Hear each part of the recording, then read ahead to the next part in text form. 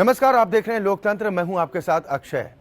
Police का नाम आते ही बस एक ही बात जुबान से निकलती है, घूसखोर पुलिस या फिर दागदार वर्दी। लेकिन क्या पुलिस के काम को लेकर हमारे मन में कोई सवाल उठता है? कभी हम ये सोचते हैं कि आखिर किन हालातों में, किन परिस्थितियों में हमारे पुलिस के जवान काम करते हैं? इन जवानों को क्या क्या सुविधाएं मिलती हैं? इनके लिए कौन कौन से विशेष इंतजाम किए जाते हैं? इन्हीं सवालों को जानने के लिए एपीएन की टीम ने लखनऊ के थाने से लेकर शहर के ट्रैफिक की जिम्मेदारी संभालने वाले पुलिस कर्मियों का जायजा लिया। आज हम इसी पर चर्चा करेंगे लोकतंत्र में कि उत्तर प्रदेश की पुलिस में के बेहतरी के नाम पर क्या कुछ उपाय किए जाते हैं और किन हालातों में हमारे पुलिसकर्मी काम करते हैं और फिर से इतनी उम्मीदें पालना क्या वो ठीक है?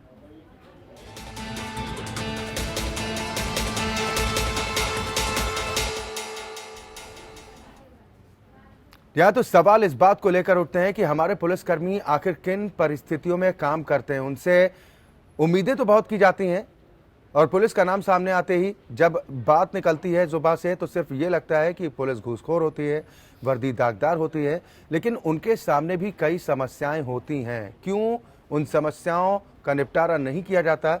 आज लोकतंत्र में हम इसी पर चर्चा भी करेंगे, लेकिन उससे पहले अपने दर्शकों को दिखाते हैं ये खास रिपोर्ट। ये 4 तस्वीरें उत्तर प्रदेश के 4 शहरों की है। तस्वीरें बयां कर रही हैं कि किसी भी गड़बड़ी के लिए जिम्मेदार ठहराए जाने वाले पुलिस वालों को किन परिस्थितियों में काम करना पड़ता है। जब आग उगलते सूरज में आप कमरे से बाहर निकलने की हिम्मत नहीं करते, उसी कड़ी धूप में ये पुलिसकर्मी ट्रैफिक संभाल रहे हैं। जब आप कमरे में बैठकर काम कर रहे होते हैं तो ये खुले में अपराध सुलझाने की कोशिश करते हैं, जिन्हें आप खंडहर कहते हैं और जहां रहने में आपकी रूह कांप जाए। ऐसी इमारतें इन पुलिस वालों के घर हैं और इन्हीं में ये अपनी रात गुजारते हैं। फिर भी जुबान बंद है। मुश्किलें होती हैं लेकिन इतना नहीं कि आप ड्यूटी ना कर पाओ। इजी भी है, थोड़ा मुश्किल भी है। जैसे कभी डे है, कभी नाइट है, तो संसाधनों की थोड़ी सी कमी है। बाकी तो ठीक चल रहा है, हो जाती है पूर्ति जैसे तैसे। हम लोग बहुत कठिन परिस्थितियों में, हम लोगों को चाहे धूप हो, चाहे गर्मी हो, चाहे ठंडक हो, चाहे बरसात हो, लगातार ड्यूटी भी हम लोग करनी पड़ती है। कई कई घंटे तक, कई कई दिन तक, कभी कभी कोई लैंड ऑर्डर सिचुएशन होती है, उसमें काम करना पड़ता है। इस प्रकार की परिस्थितियों में काम करने के हम लोग आते होते, लेकिन फिर भी हम लोगों को भी आराम करने की ज़रूरत होती है। और ये हाल राजधानी लखनऊ के ठाकुरगंज थाने का है। ये इमारत कभी भी ढह सकती है, लेकिन इन्हीं में इन पुलिस वालों की जिंदगी गुजर बसर कर रही है। थाने में भी फाइलें खुले में ही निपटानी पड़ती हैं। कुछ ऐसा ही हाल कानपुर में भी पुलिस वालों के निवास का है और हर समय लोगों की धुकधुकी लगी रहती है। इस बारे में तो गवर्नमेंट को सोचना चाहिए ना कि हमारे लिए ये कितना काम कर रहे हैं, उसके बाद में हम लोगों को उसका बिल्कुल भी कोई भी चीज़ नहीं मिल पा रही है। जिससे हम लोग मकान देख लीजिए, कुछ भी नहीं है। खुद के मतलब उनके बच्चों के भी लिए कुछ भी नहीं है। बहुत बुरी स्थिति है। छज्जा गिरते हैं, रोज आंधी पानी आती है तो गिर जाते हैं। अभी कल ही रात में एक छज्जा गिर गया, हमारे पड़ोस में ही गिरा हुआ है, आगे पीछे सब गिर जा। इस बारे में जिम्मेदार अधिकारियों से सिर्फ भरोसा ही मिलता है। जहाँ तक जर्जर होने की बात है, उसका एक मानक है और उस मानक के तहत हम लोग कोशिश करेंगे कि ये तय हो जाए कि वास्तव में अगर वो जर्जर हैं तो उनके डिमोलिश करने की जो राजकीय प्रक्रिया है, उस प्रक्रिया को हम लोग पूरा कराएंगे। और ये हाल प्रधानमंत्री नरेंद्र मोदी के संसदीय क्षेत्र वाराणसी का है। सिंगरा थाने में कूड़े कबाड़ के बीच बैठकर काम करने का मजबूर ये पुलिसकर्मी सालों से इसी व्यवस्था में अपनी ड्यूटी और जनता की शिकायतें सुनते आ रहे हैं। यही नहीं, काम करने की स्थितियां भी आसान नहीं है। 24 घंटे ड्यूटी और छुट्टी का पता नहीं, क्योंकि उत्तर प्रदेश में 1.5 लाख से ज्यादा पद खाली हैं और हर बार पुलिस भर्ती में धांधली ही सामने आ जाती है। Bureau report, APN.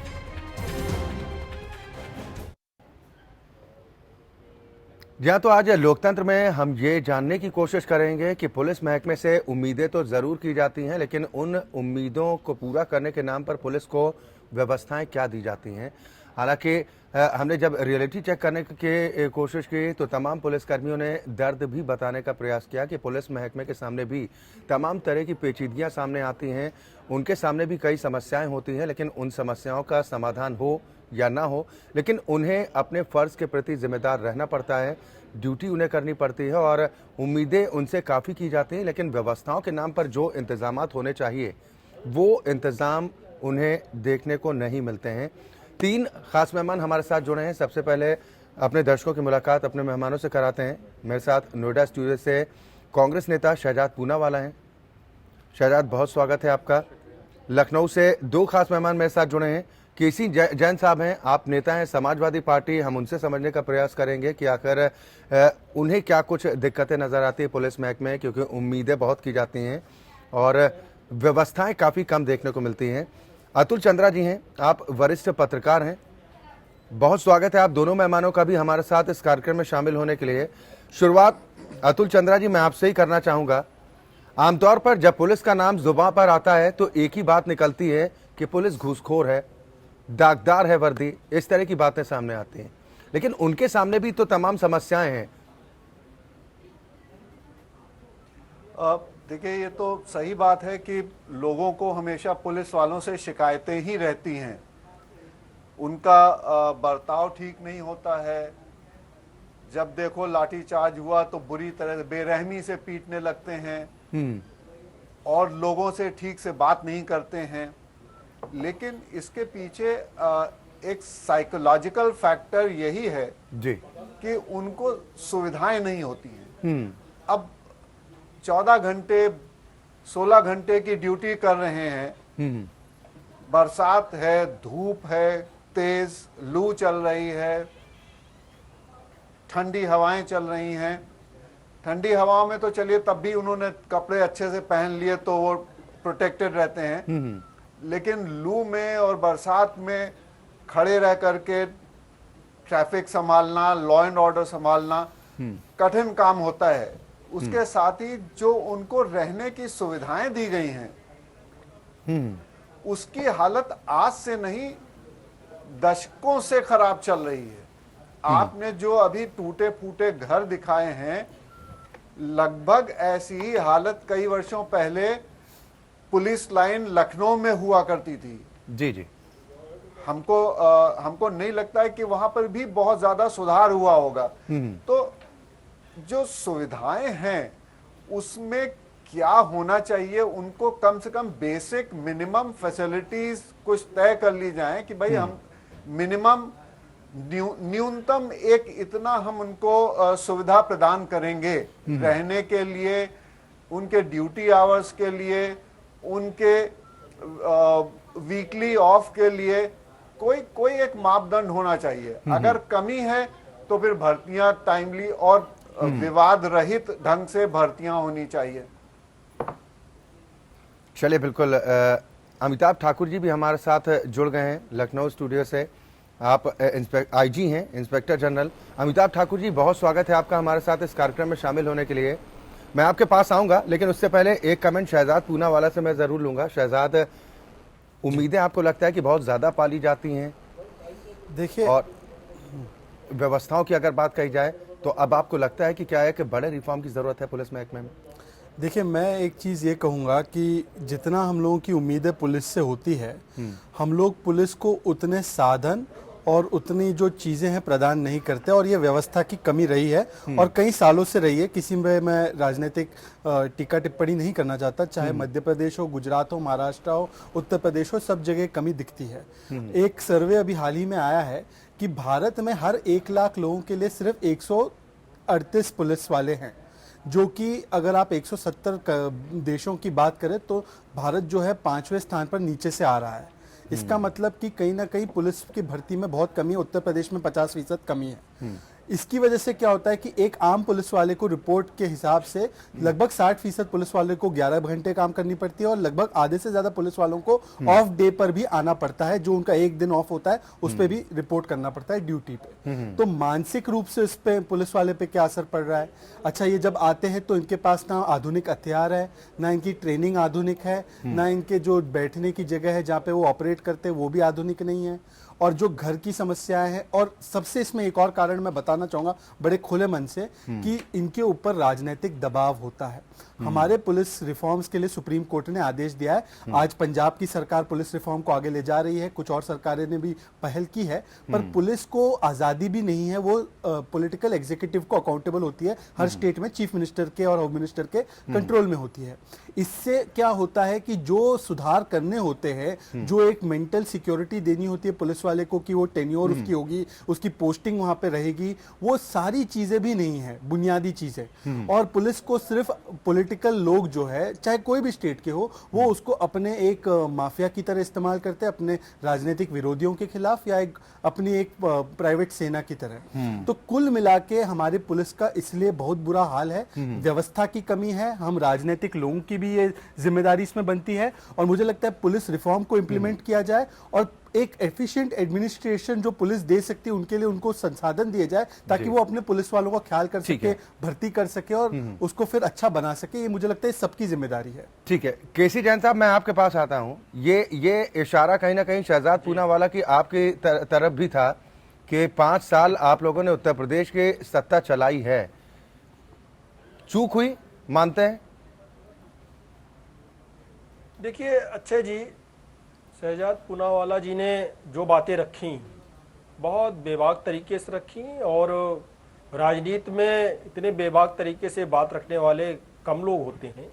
इन्होंने जिस चीज को स्वीकार किया कि जिस प्रकार से राजनीतिक दबाव पुलिस अधिकारियों पे होता है, और उनके संसाधन उस प्रकार से नहीं है जितना उनके पास वर्कलोड होता है। और यही चीज आदरणीय अतुल जी ने भी ये बात रखी, और हमारे साथ में बड़े भाई जो है अमिताभ ठाकुर जी भी जुड़े हुए हैं। इनके साथ कई बार हम लोग आपके चैनल पे बैठे, पुलिस संसाधनों पे भी बैठे, पुलिस के दबाव पे भी चर्चा हुई, पुलिस के असलहों पे भी चर्चा हुई, उनकी ट्रेनिंग पे भी चर्चा हुई। हम लोगों ने तमाम सारी चीजें ठाकुर साहब से जानने को भी मिली कि पुलिस महकमे में क्या चीजें होती हैं। तो देखिए, जो पुलिस की जिम्मेदारी है और जो उनके संसाधन है वो तो है, लेकिन जो चीज अभी पूनावाला जी ने कहा कि राजनीतिक दबाव होता है, राजनीतिक दबाव ऐसा नहीं कि पुलिस वालों के ऊपर सब जगह पे होता है। दबाव होता है, मैं इस चीज को अस्वीकार नहीं करता हूँ, इस चीज को मैं स्वीकार करता हूँ। लेकिन एक बार हमारी चर्चा अमिताभ ठाकुर जी से भी आपके चैनल पे हुई थी, तो उसमें बात ये निकल के आई थी कि तमाम सारे ईमानदार अफसर है, ऐसी बात नहीं है। अमिताभ ठाकुर जैसे तमाम सारे ईमानदार अफसर है, काम करने वाले लोग हैं, लेकिन क्या होता है कि चापलूसी के लिए, अच्छी पोस्टिंग पाने के लिए तमाम सारे लोग जानबूझ करके राजनीतिक प्रेशर को स्वीकार करते हैं। वही अमिताभ ठाकुर हैं, उन्हें धमकाया भी गया था अच्छी आपके शासनकाल के दौरान। अच्छी पोस्टिंग चाहने के लिए भी तमाम सारे लोग उसका दुरुपयोग करते हैं और चाहते हैं कि, और उसका खामियाजा बाकी लोगों को भुगतना पड़ता है। चापलूसी करने वाले कुछ लोग, खामियाजा बाकी लोग भी भुगतना पड़ता है। ठीक है, एक केस को मत लीजिए, एक केस लेने से क्या होगा कि एक ही लेकिन सभी जगह होता है। गुजरात में नहीं, अगर सरकार को चलाने वाले लोग इस तरह के क्रियाकलाप करने लगे तब तो फिर सवाल उठता ही है। संजीव भट्ट के साथ क्या हुआ गुजरात में, है ना? वो एक लौता संजीव भट्ट आईपीएस अफसर खड़ा रहा गुजरात सरकार के खिलाफ, दंगों के खिलाफ, तो उसको कैसे ट्रीट किया गया। तो अमिताभ ठाकुर जी के लिए मेरे मन में बड़ा सम्मान है, पर संजीव भट्ट भी है, सब जगह कैसे अफसर। ठीक है, ठीक है, ये परिपाटी की शुरुआत किसने की है? इसीलिए हम आज इस बहस को लेकर भी शहजाद आए। बिल्कुल, इसीलिए आज हम इस बहस को लेकर आए हैं कि सवाल पुलिस पर खड़े होते हैं, जबकि इशारा ये होता है कि दबाव में वो भी काम करने को मजबूर होते हैं। या तो दबाव में काम कीजिए, या जैसा अमिताभ ठाकुर जैसे ईमानदार जो अधिकारी होते हैं, जैसा अभी केसी जैन साहब ने भी जिक्र किया कि ऐसे ईमानदार अधिकारियों के साथ कुछ भी हो सकता है। अमिताभ ठाकुर जी, मौजूदा अगर आज की स्थिति की बात करें तो उत्तर प्रदेश पुलिस या फिर पूरे देश की पुलिसिंग की हम बात करें तो किस तरह के रिफॉर्म की जरूरत आप समझते हैं? जो बहुत ज्यादा बड़ी कमियां आपको नजर आती हैं कि सबसे पहले इन्हें दूर किया जाना चाहिए? देखिए, मैं अपने पुलिस के मामले में जो हमारी अपनी पुलिस है, जो पुलिस ऑर्गेनाइजेशन है, जो स्ट्रक्चर है, मैं पहले उसी की बात करूंगा। मेरा यह मानना है कि पुलिस में कुछ बुनियादी समस्याएं हैं। सबसे बड़ी बुनियादी समस्या वर्ण भेद की है। वर्ण भेद यह है कि यहाँ constable, sub inspector, deputy SP, IPS में वास्तव में बड़ा ही अंतर माना जाता है। मैं नहीं समझता। पूरे विश्व में हर जगह समानता की बात कही जाती है, समरसता की बात कही जाती है। पुलिस विभाग में आज भी 4-4 वर्ण हैं और इनके बीच पावर डिस्टेंस बहुत ज्यादा है। मेरे सामने मेरे कोई सिपाही साथ नहीं बैठ सकते हैं। इसको माना जाए, अगर मैंने बैठा लिया, जैसे मैं बैठाता हूं अपने सामने, तो लोग कहते हैं कि देखिए इन्होंने सिपाही को बैठा लिया। हमें इस वर्ण भेद को समाप्त करना होगा, नंबर 1 बात। नंबर 2 बात, हमें अपने आप को, पूरे लोगों को एक टीम के रूप में देखना होगा। ऊंच नीच की भावना से अलग रहना पड़ेगा। तीसरी बात, जिस प्रकार हम अपने अधीनस्थों के साथ कई बार प्रताड़ना का कार्य करते हैं, दुर्व्यवहार करते हैं, दुराचरण करते हैं, हमें उसको दूर करना पड़ेगा। चौथी बात, वरिष्ठ अधिकारी कई बार अपनी सुख सुविधाओं के लिए जो कई सारे गलत काम करते हैं उनसे विलग होना पड़ेगा।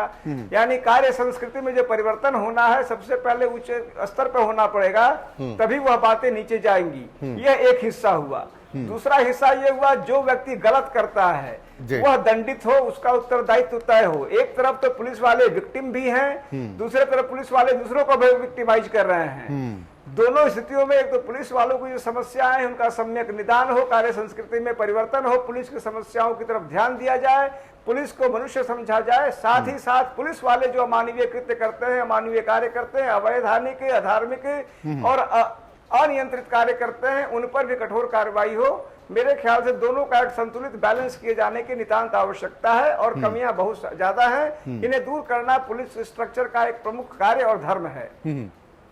अतुल चंद्रा जी, मैं आपके पास आता हूं। अमिताभ ठाकुर ने जिन बातों का भी जिक्र किया है कि ये तमाम चीजें हैं जिन पर कुछ कदम उठाए जाने की जरूरत है, साथ ही एपीएन ने जो रियलिटी चेक किया कि हमारे पुलिसकर्मी किन परिस्थितियों में काम करते हैं, तो राजधानी लखनऊ का हाल ये है कि इतनी प्रचंड गर्मी में बीच चौराहे पर खुले आसमान के नीचे ट्रैफिक पुलिस का सिपाही मजबूर होता है अपने फर्ज को अंजाम देने में। अगर वो अपने काम में कोताही बरते तो लोगों की समस्याएं बढ़ जाए। इन सब से बेफिक्र, इन तकलीफों को छोड़ते हुए वो भरी दोपहरी में अपने फर्ज को अंजाम देता है। इस पर निगाह नहीं पड़नी चाहिए? इस पर कुछ कदम नहीं उठाए जाने चाहिए? अक्षय जी, दोनों अलग अलग चीजें हैं। अमिताभ ठाकुर जी ने जो बात कही है वो जिस तरह से वर्ण भेद, जो वर्ण उन्होंने शब्द यूज किया है कि कांस्टेबल जो है उसको अपनी पोजीशन, अपनी हैसियत में रह करके आईजी के सामने रहना, चलना चाहिए। आईजी के सामने वो बैठ नहीं सकता है। यहां तक सब इंस्पेक्टर भी इस तरह से उनमें भी भेदभाव किया जाता है कि अगर सब इंस्पेक्टर है तो वो आईजी या एसएसपी के सामने बैठ नहीं सकता है। वो खड़ा ही रहेगा जब तक उसको आदेश ना मिल जाए। लेकिन ये स्थिति जो है वो उनके काम करने के जो एनवायरनमेंट है, जिस पर्यावरण में उनको काम करना पड़ता है और जिस तरह की उनको सुविधाएं मुहैया होती हैं, वो दोनों में बड़ा फर्क है। जो सड़क पर सिपाही खड़ा हुआ है जी, उसको तो साहब के सामने बैठने की फुर्सत ही नहीं है। वो तो वहीं धूप में खड़ा हुआ है। जहां तक हमारी जानकारी है, ब्रिटेन में काम करने का पीरियड तय है। 40 घंटे पुलिस वालों की ड्यूटी होती है सप्ताह में, और उसके बाद उनको अगर उन्होंने ओवर टाइम किया तो उसका उनको दुगना पैसा मिलता है। बिल्कुल बिल्कुल। साथ में मैं आपके पास अतुल चंद्रा जी आऊंगा, मैं आपके पास आऊंगा और इस चर्चा को हम आगे बढ़ाएंगे। मेरे साथ है पूर्व उत्तर प्रदेश बीजेपी अध्यक्ष लक्ष्मीकांत वाजपेयी जी फोन लाइन पर जुड़ गए हैं। लक्ष्मीकांत जी, बहुत स्वागत है आपका।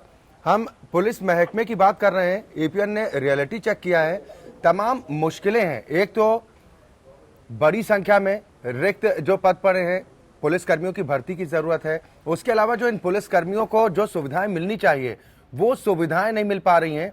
अब क्या उम्मीद की जाए?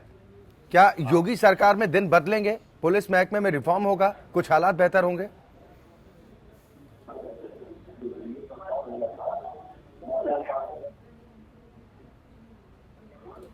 लक्ष्मीकांत जी, आवाज आप तक पहुंच पा रही है?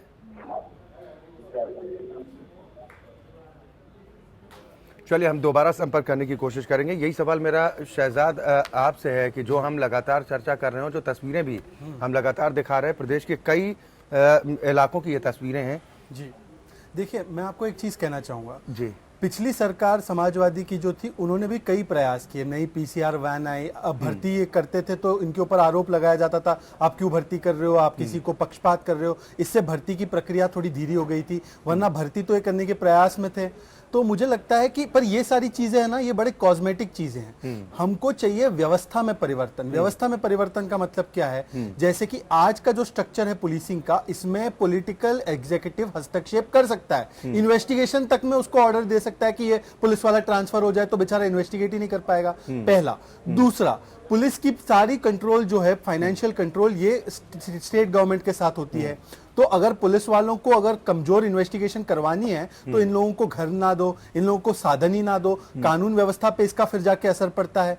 तीसरा, जो पुलिस की अकाउंटेबिलिटी होती है वो भी पॉलिटिकल एग्जीक्यूटिव से ही होती है। तो पुलिस जो है इंडिपेंडेंटली काम ही नहीं कर सकती, क्योंकि उसको जो है नेता को खुश करना है। मैं बड़े बेबाकी और ईमानदारी से कह रहा हूं, अगर हम लोग सही मायने में, पंजाब सरकार ने पुलिस रिफॉर्म की प्रक्रिया शुरू कर दी है, अगर हम लोग इसी तरीके से पुलिस रिफॉर्म करके उसको आजाद करें और उनको फंड दे दे अपना खर्च करने के लिए, अपने लोगों की भर्ती के लिए और उनके सुविधाओं के लिए, मुझे लगता है हमारे पुलिस वालों की जो ईमानदारी है और जो उनके अंदर कर्मठता है, चाहे ठाकुर साहब हो चाहे संजीव भट्ट हो, ऐसे अफसर हमको दुनिया में नहीं मिलेंगे। पर बशर्ते हम लोग सिस्टम ठीक करें। और तीसरा ये है कि हमारे जो पुलिस के कानून है, 1860 के कानून है, तो इसके तहत भी इनके ऊपर कई बंदिशें हैं। तो हमें व्यवस्था परिवर्तन करना होगा।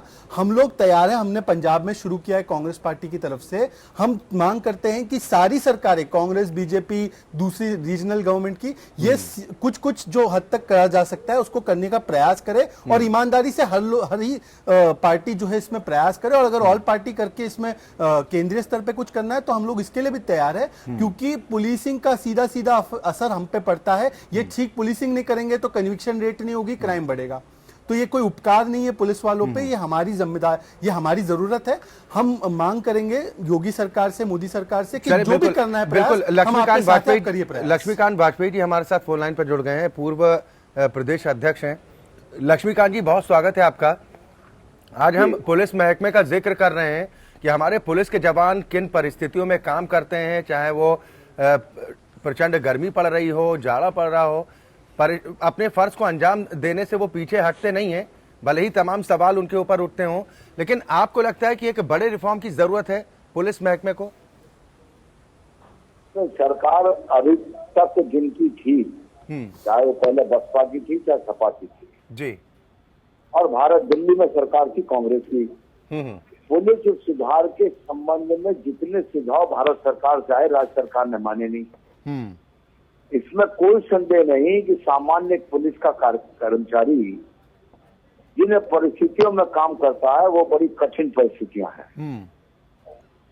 किसी भी समय उसका बैरक में जाता है, उसकी कमर जो है खाट पर लगती नहीं है, फिर आवाज आ जाती है तो फिर उससे उसको जाना है।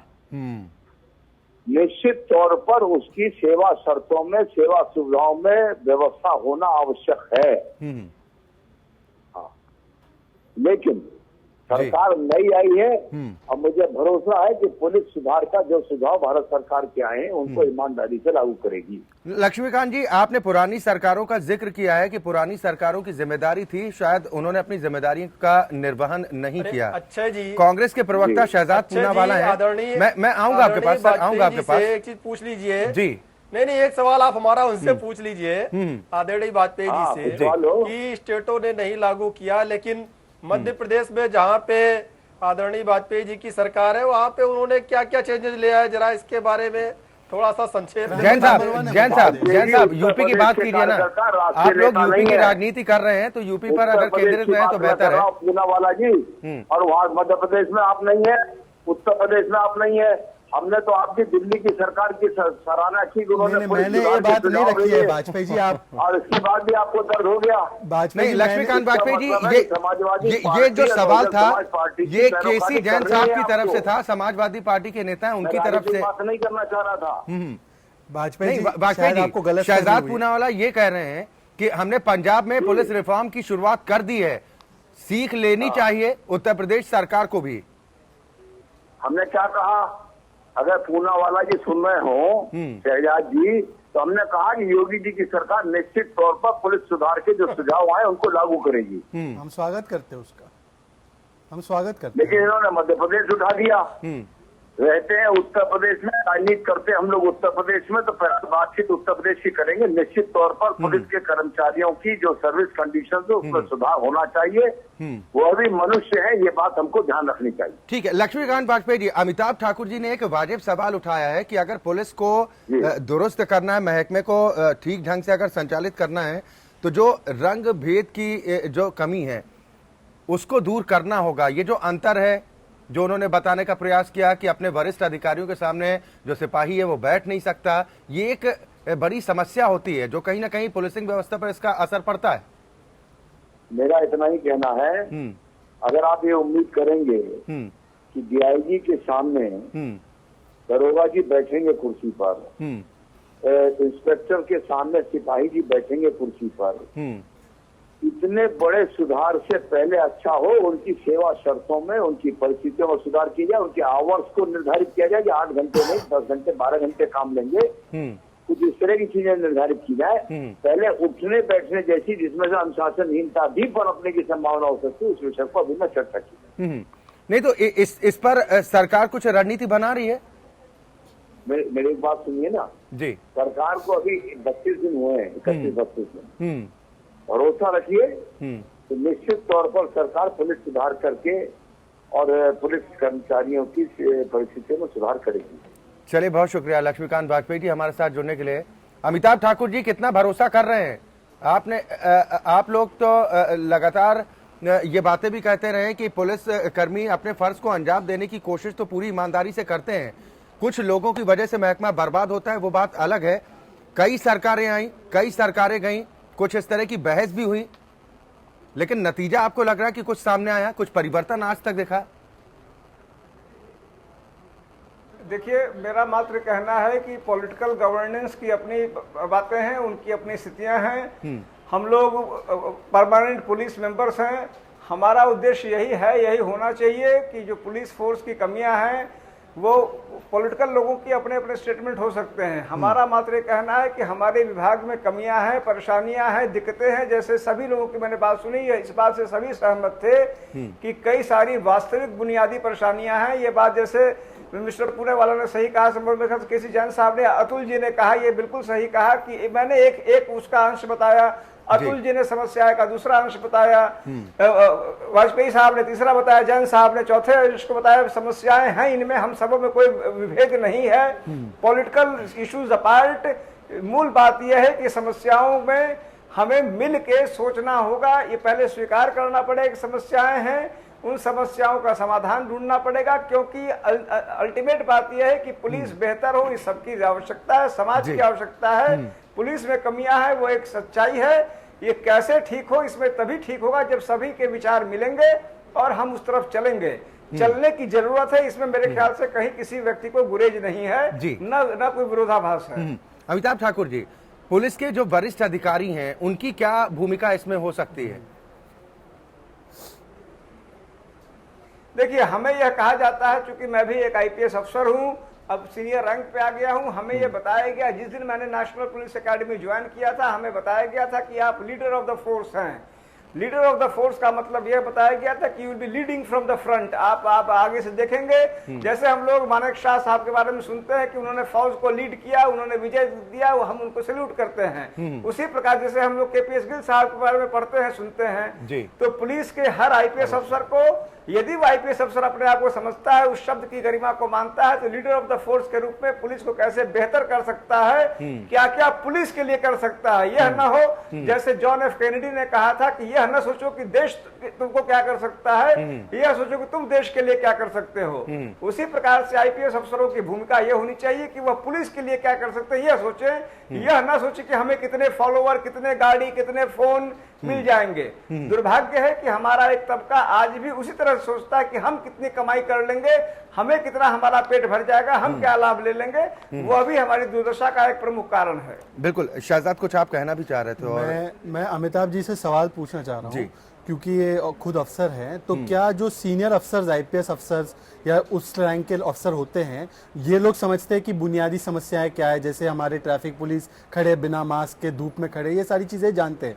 तो क्या कभी इन मांगों को एक करके ये लोग एक समूह बना के कभी पॉलिटिकल एग्जीक्यूटिव, चाहे वो होम मिनिस्टर हो, इनके पास जाते हैं और फिर वहाँ से क्या रिस्पांस अमूमन होता है? क्या एक ओपन रिस्पांस होता है कि हम ज़्यादा संसाधन देंगे, या वहाँ पे ही उसको रिजेक्ट किया जाता है? किस तरीके का अनुभव इन लोगों का है, और क्या ऐसी मांगे एक करके आप लोगों का जो है समूह बना के, ताकि एक लॉबिंग कर सके आप लोगों ने कभी वो प्रयास किए हैं या सफल होते हैं ऐसे प्रयासों में?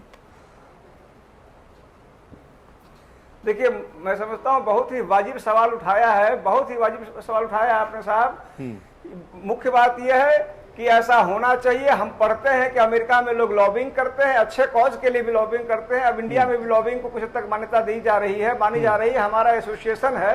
लेकिन यह कष्ट का विषय है। मेरी अपनी जानकारी में शायद ही ऐसा कोई अवसर होगा जब इन बुनियादी स्ट्रक्चरल इशूज जिसकी बात कर रहे हैं बार बार, बुनियादी इश्यूज पे, स्ट्रक्चरल इश्यूज पे हम as a lobby, as a team, as a group अपना प्रेशर बिल्ड करें, प्रेशर ग्रुप का काम करें। यह नहीं हो रहा है। मुझे लगता है कि आपकी बात में बहुत बल है। मैं इस बात को अपने अन्य एसोसिएशन के लोगों से भी कहूंगा, और एज ए टीम जो बुनियादी समस्याएं हैं उनको पॉलिटिकल एग्जीक्यूटिव तक प्रेजेंट करना और उनके लिए लड़ना, क्योंकि वह लड़ाई देश हित की लड़ाई है, संस्था हित की लड़ाई है, वह लड़ना हम करें।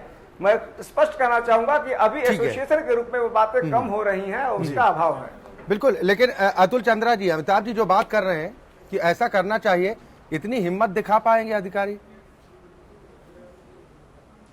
देखिए, इसमें हम पहले तो एक बात कह दें कि हम लोगों ने मौसम की तो चर्चा करी, अब जिक्र थोड़ा सा हुआ था अभी जी प्रदूषण का।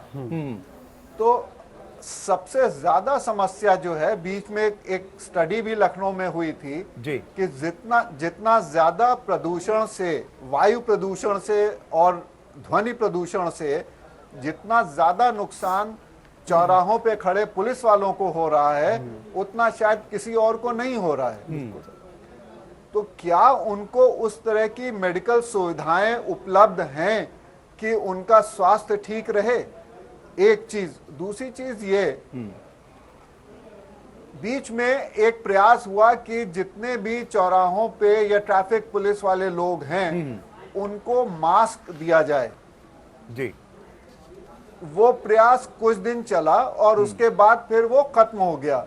आज आप देखिए तो ट्रैफिक पुलिस के जितने भी लोग हैं उनमें से किसी के पास शायद मास्क नहीं है जी। ऐसा नहीं है कि प्रदूषण खत्म हो गया। हजरतगंज चौराहे पर प्रदूषण सबसे ज्यादा है जी। अच्छा, उसके बाद जो एक अफसरों द्वारा या आईपीएस एसोसिएशन क्या ये प्रयास कर पाएगी? मुझको लगता है कि जो नए डीजीपी हैं सुलखान सिंह साहब, वो इस विषय को उठा सकते हैं और हमें विश्वास है कि वो इन लोगों की मूलभूत सुविधाओं के लिए जरूर कुछ न कुछ करेंगे और पॉलिटिकल एग्जीक्यूटिव से भी बात कर सकते हैं वो। ठीक है। केसी जैन साहब, जो हम लगातार चर्चा भी कर रहे हैं और लगातार ये जानने की कोशिश कर रहे हैं कि क्या क्या दिक्कतें होती हैं, चाहे आवासीय सुविधाओं की अगर बात की जाए या फिर पुलिसकर्मियों के पास जो हथियार रहते हैं। हमने कई बार इस तरह की खबरें दिखाई भी हैं कि पुलिसकर्मी हथियार तक चलाने में हिचकते हैं, है ना, कारतूस तक लोड नहीं कर पाते हैं, और जो तमाम कमियों की बात भी सामने आ रही है कि उसके पीछे क्या एक बड़ी वजह यही नहीं होती कि मानसिक तनाव ज्यादा होता है? नहीं, देखिए अच्छे जी कि कुछ क्षेत्र ऐसे हैं, हम लोग पूरी की तमाम सारी बातें कर रहे हैं, लेकिन कुछ क्षेत्र ऐसे होते हैं, चाहे वो पुलिसिंग की हो, चाहे वो सेंट्रल रिजर्व फोर्स की हो, चाहे वो जो है पत्रकारों का काम हो, धूप में निकलना और उस पे उस तरीके से काम करना, चाहे डॉक्टर्स की ड्यूटी हो। कुछ क्षेत्र ऐसे हैं जिनको हम स्वयं चुनते हैं, लेकिन ये सारे की सारे क्षेत्र बहुत ही चुनौतीपूर्ण क्षेत्र होते हैं और इन क्षेत्रों में जाने वाले लोग बहुत ही दृढ़ इच्छा शक्ति वाले होते हैं, तभी वो ऐसे क्षेत्रों को चुनते हैं। तो पत्रकार भी मैं देखता हूँ बिल्कुल, अभी जो समाजवादी पार्टी में जो बहुत कुछ हुआ, लोग 12-12 बजे तक, 1-1 बजे तक, अभी योगी जी जो मीटिंग ले रहे हैं 12 बजे तक, 1 बजे तक वो ब्रीफिंग के लिए खड़े रहते हैं, सुबह से शाम तक ड्यूटी के लिए।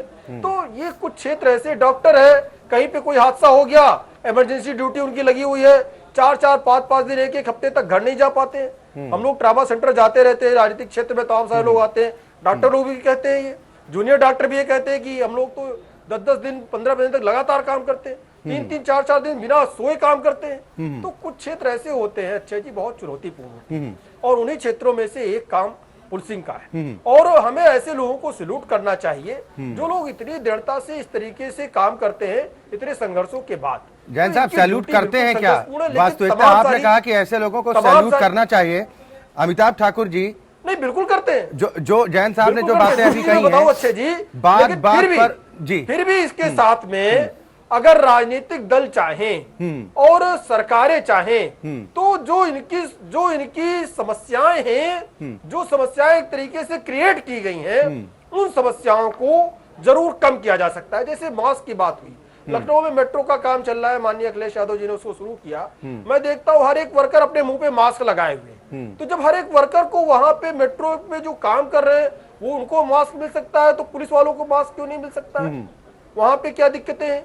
दूसरी बात यह है कि जैसे वर्किंग का आवर का काम है, तो कितने इमरजेंसी की बात अलग है, कहीं पे कोई घटना हो जाए, इमरजेंसी में पहुंचना है, या होली है, दीपावली है, रमजान है, जैन साहब पुलिस कर्मियों के सामने तो हमेशा इमरजेंसी होती है, पता ही नहीं होता कि कब बुलावा आ जाए, कब कहाँ पहुंचना पड़ जाए। लेकिन रोजमर्रा में उनकी ड्यूटी बिल्कुल निश्चित करनी चाहिए, कहीं ना कहीं उनको भी रिलैक्सेशन होना चाहिए। हम लोग भी राजनीति में हम लोगों का आमना सामना रोज ही होता है खाकी से और खादी का, तो इनकी जो झल्लाहट और जो भड़ास होती है, कई बार उत्तेजना भी बोल जाते हैं, तो कहीं ना कहीं इनकी अपनी समस्याएं होती है। शहजाद जैसा भी जैन साहब ने जिक्र किया कि ये झल्लाहट जो कई बार खबरें भी बन जाती हैं कुछ इस तरह की, इसके पीछे झल्लाहट वजह मानते हैं, क्योंकि उम्मीद की बात जो हम कर रहे हैं कि उम्मीदें तो आप बहुत कर लेते हैं, लेकिन जब बात बात पर वेतन रोक दिया जाता है, निलंबित कर दिया जाता है, विभागीय कार्रवाई का सामना करना पड़ता है, अधिकारियों की डांट फटकार सुननी पड़ती है, और उन्हें ये भी नहीं पता कि अभी अगले कितने घंटों तक उन्हें कंटिन्यू काम भी करना है, तो ये वजह नहीं है तनाव की। इसको लेकर क्या कुछ और कदम उठाने इसके लिए मैं आपको एक बहुत सीधा सुझाव देता हूँ, बहुत आसान सुझाव है। हमारे यहाँ 5-5.5 लाख पुलिस कर्मियों की पूरे मुल्क में कमी है आज की तारीख में, शायद कम ज्यादा हो सकती, 6 लाख पकड़ लो। हमारे यहाँ रोजगार भी कम हो रहा है, केंद्र सरकार रोजगार नहीं दे पा रही है। मोदी जी से मैं ये कहूंगा कि 20% हर स्टेट को सिर्फ पुलिस भर्ती के लिए फंड एक्स्ट्रा दे दे, उनसे कहे ये सिर्फ पुलिस भर्ती के लिए आप फंड इस्तेमाल करो, और 6 लाख भर्ती तुरंत कर लो। इससे क्या होगा कि युवाओं को रोजगार भी मिल जाएगा, और इन पे जो भार है, अमिताभ ठाकुर के सिपाहियों पे जो भार है, वो भार थोड़ा सा तो कम हो जाएगा जब भर्तियां बढ़ जाएगी 90% तक। तो ये एक स्टेप में आप 2 साल के अंदर कर सकते हो। फिर इसके बाद जैसे अमिताभ साहब ने कहा है कि वो अपने एसोसिएशंस के जरिए बाकी बुनियादी मांगे उठाएंगे। स्टेट गवर्नमेंट्स भी सतर्क होकर पंजाब मॉडल फॉलो करके अगर करती हैं रिफॉर्म्स की बात, या मोदी जी खुद करते हैं रिफॉर्म्स की बात, तो हम लोग समर्थन कर देंगे। तो इस तरीके से स्टेप बाय स्टेप किया जा सकता है। पर ये जो पहला सुझाव मैं दे रहा हूं कि ज्यादा फंड देकर भर्तियां करा दे सब जगह, चाहे वो मध्य प्रदेश की सरकार हो, गुजरात की हो, महाराष्ट्र हो, कर्नाटक हो, उत्तर प्रदेश हो, भेदभाव ना करे, सबको 20% ज्यादा देकर भर्तियां तुरंत करा दे ताकि भार कम हो जाए इनका। ठीक है अमिताभ ठाकुर जी, जो सुझाव शहजाद पूनावाला की तरफ से दिया जा रहा है, इससे कितना परिवर्तन आप देख रहे हैं कि अगर ऐसा हो जाए तो कितना महकमे में बदलाव हो सकता है? देखिए, मेरा ये मानना है जो शहजाद साहब कह रहे हैं और जो हमारे बाकी साथी कह रहे हैं, जैसे अतुल जी ने भी कहा, जैन साहब ने कहा, मुझे लगता है कि ये जो स्ट्रक्चरल चेंजेज की बात है उसकी बहुत अधिक आवश्यकता है हमारे यहाँ। और उसमें जैसा आपने एक सवाल पूछा था कि आप as leader of the force क्या करना चाहते हैं, तो शहजाद जी ने पूछा था, तो मुझे लगता है लीडर ऑफ द फोर्स के रूप में हम लोगों को, आईपीएस अफसर्स को, अगर मैं एज ए टीम बात करूं तो उनके लिए काफी कुछ है करने को। उन्होंने एक मॉडल का जिक्र किया, मॉडल कोई भी हो, कोई भी नाम से हो, निश्चित रूप से पुलिस में हर अच्छी चीज को लाए जाने की जरूरत है, और इसमें भी कोई संदेह नहीं कि उसमें भारी भर्तियों की जरूरत है। यदि संभव हो तो न्यूनतम 12 घंटे की नौकरी अवश्य हो जाए। अतुल जी ने बहुत अच्छी बात कही और मैं उससे बहुत सहमत हुआ कि हमारे जो नए डीजीपी साहब आए हैं, जिनको मैं समझता हूं कि यूनिवर्सल प्रेज हो रहा है इस बात का कि हमें एक जगह मैंने लिखा, एक व्यक्ति ने कहा कि इससे बेहतर डीजीपी यूपी के लिए नहीं हो सकता था।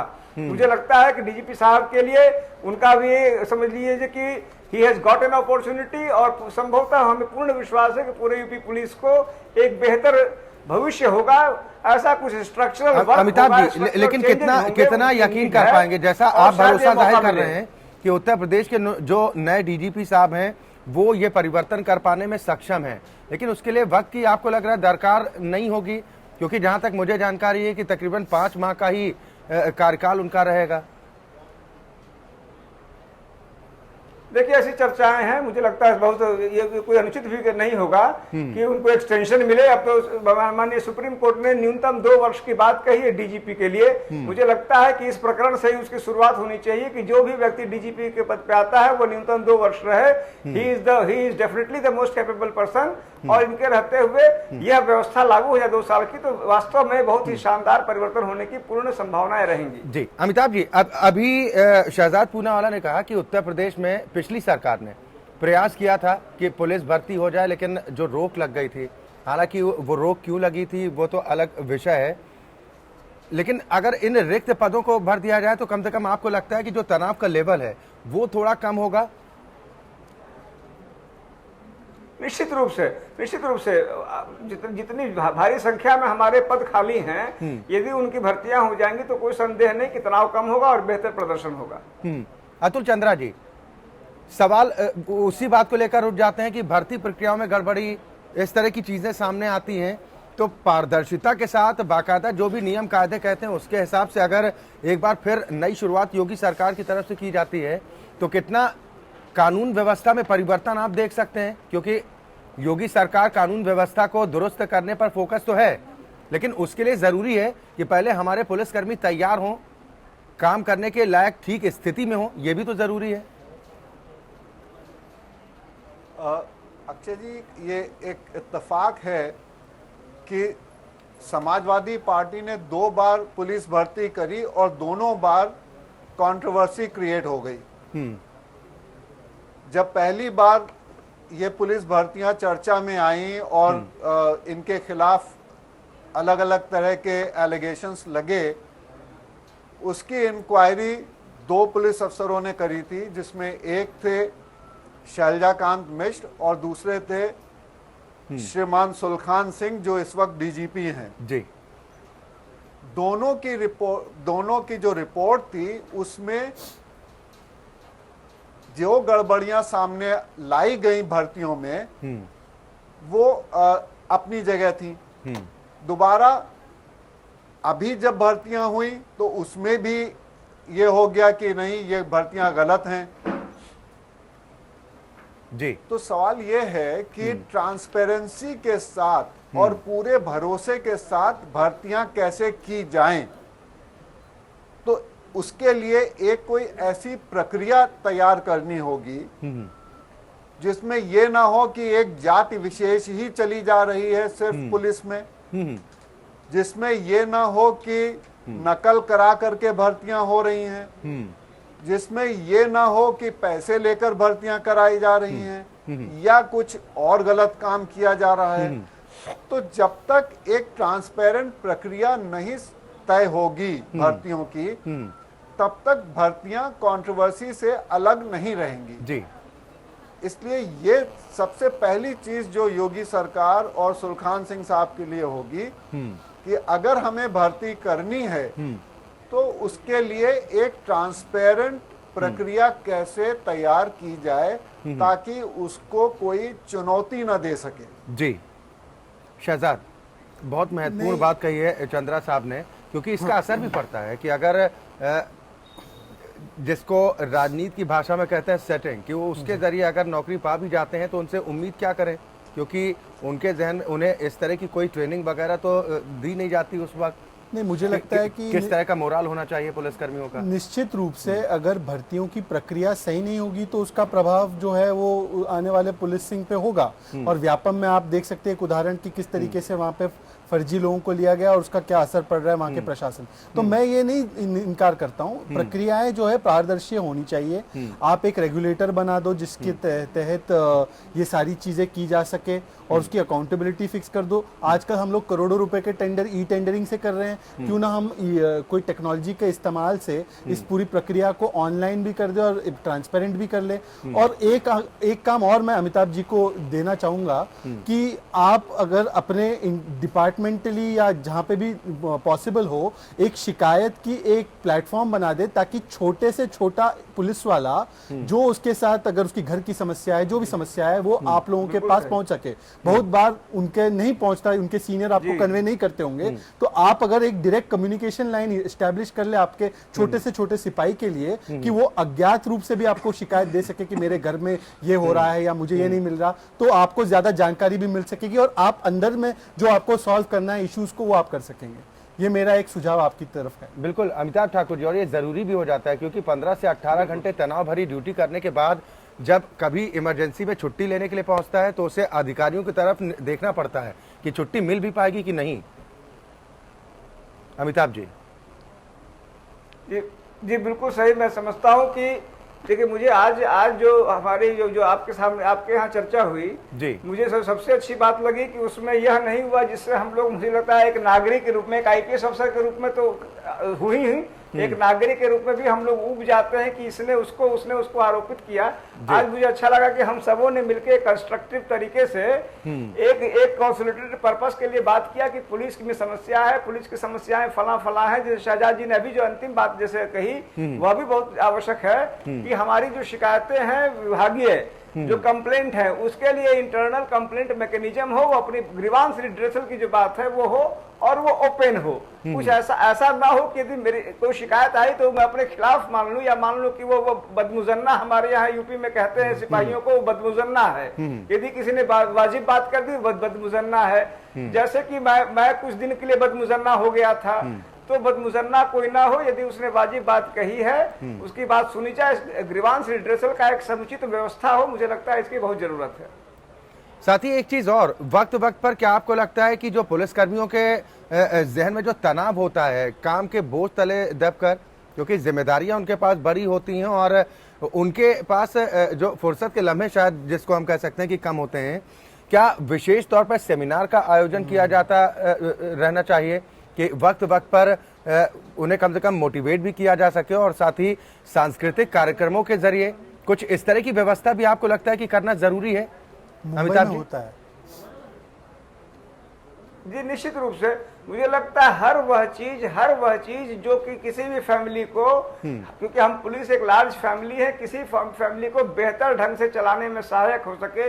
जैसा आपने कहा वो सांस्कृतिक कार्यक्रम हो, लेकिन हाँ सबसे पहले हम इस बात के लिए बढ़े कि हम अपनी संख्या बढ़ावें और ये इंश्योर करने की कोशिश करें कि बहुत से बहुत 12 घंटे से अधिक वर्तमान स्थितियों में भी किसी को ड्यूटी न दे पाए। कम से कम न्यूनतम उससे हम शुरुआत करें और बाकी हर चीज का समावेश करें जो बेहतर स्ट्रक्चर देने में सहायक हो और एक बेहतर पुलिसिंग के लिए सहायक हो सके।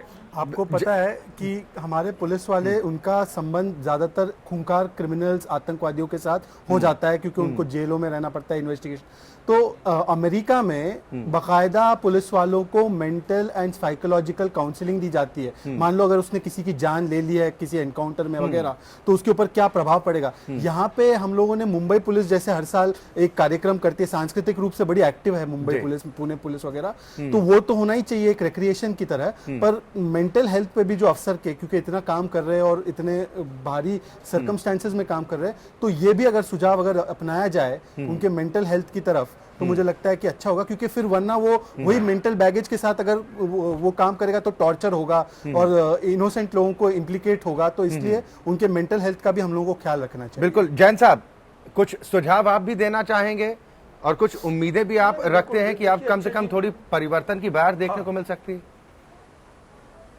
नहीं देखिए अच्छा जी, कि जहाँ देखिए जो मेंटल प्रॉब्लम की चीज़ें हैं तो इतने तनावपूर्ण माहौल में रहने के बाद में एक तो बहुत सरल चीज हो सकती है। उसके लिए माननीय अखिलेश यादव जी ने पिछली सरकार में अलग से बजट भी पास किया था कि पुलिस थानों का रखरखाव, बिल्डिंगों का और उनके आवासों को मेंटेन करने की सबसे पहले जरूरत है। कि घर में वही पुराने पंखे लगे हुए डिग डिग डिग करके घूम रहे हैं अंग्रेज जमाने के पंखे, तो कम से कम वहां पे पंखे हों, कूलर की व्यवस्था हो उनके आवासों में। जब वो घर पे 2, 3, 4 घंटे 10 घंटे जितना भी गुजारे वो सुकून से गुजारे। दूसरी बात, ट्रेनिंग के दौरान ही जब इनको वापस कई बार ट्रेनिंग में बुलाया जाता है और ट्रेनिंग के साथ साथ उनकी साइकोलॉजिकली काउंसलिंग तो बहुत जरूरी है, उस पर भी ध्यान दिया जाए।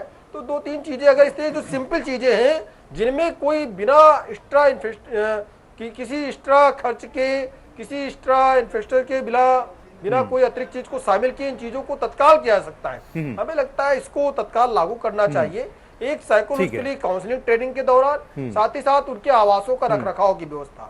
तो हमें लगता है इससे उनको काफी कुछ सुकून मिलेगा। जी ठीक है। अमिताभ ठाकुर जी, एक फाइनल रिएक्शन भी मैं आपसे चाहूंगा इस पूरे मसले पर।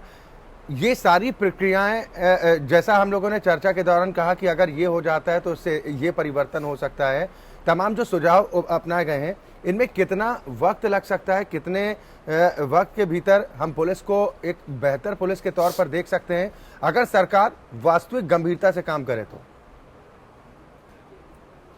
तो मुझे लगता है कि यदि हम इसको पूरी गंभीरता से इसको एक मोटो बना ले, हमारा विभाग इसको मोटो बना ले, तो मुझे लगता है कि 1 वर्ष में इसमें अच्छे परिणाम मिल सकते हैं। 1 वर्ष मेरे नेतृत्व में सफिशिएंट टाइम। चले बिल्कुल। अतुल चंद्रा साहब, उम्मीद कर सकते हैं योगी सरकार से, क्योंकि वादे बड़े हैं, तमाम दावे भी हैं और प्रचंड बहुमत भी है, अब तो मौका भी है योगी सरकार के पास कुछ करने का। शहजाद पूनावाला जी ने अभी जिस पंजाब का जिक्र किया था जिस कॉन्टेक्स्ट में, पहले तो अगर उत्तर प्रदेश सरकार सुप्रीम कोर्ट के जो रिफॉर्म्स के ऊपर आदेश थे प्रकाश सिंह रिपोर्ट के ऊपर जी, उसको लागू कर दे और अगर कहीं आईएएस अफसर रोके ना और उत्तर प्रदेश में भी पुलिस कमिश्नर का सिस्टम हो जाए तो हमको लगता है पुलिसिंग में बहुआयामी परिवर्तन आपको देखने को मिलेंगे। चलिए बिल्कुल, बहुत शुक्रिया आप सभी मेहमानों का हमारे साथ इस कार्यक्रम में शामिल होने के लिए। तो आज हम बात ये कर रहे थे कि पुलिस कर्मियों से उम्मीदें काफ़ी की जाती हैं, उन पर सवाल भी खूब उठाए जाते हैं, लेकिन पुलिसकर्मी किन हालातों में काम करते हैं, इन हमारे जवानों को क्या क्या सुविधाएं मिलती हैं, इनके लिए कौन से विशेष इंतजामात किए जाते हैं, इन्हीं सवालों को जानने के लिए हमने लखनऊ के थाने से लेकर शहर के ट्रैफिक की जिम्मेदारी संभालने वाले पुलिसकर्मियों तक का जायजा लिया। हकीकत क्या थी वो हमने आपके सामने रखने की कोशिश की है। ऐसे में उम्मीद इस बात को लेकर की जानी चाहिए कि हम पुलिस महकमे से आशाएं अपेक्षाएं तो खूब रखें, लेकिन जो उनकी मूलभूत समस्याएं हैं उन समस्याओं को दूर करें, जो तनाव उनके जहन में होता है उस तनाव को खत्म करें, तब कहीं जाकर उनसे बेहतर रिजल्ट की उम्मीद कर सकते हैं। लोकतंत्र में आज के लिए बस इतना ही।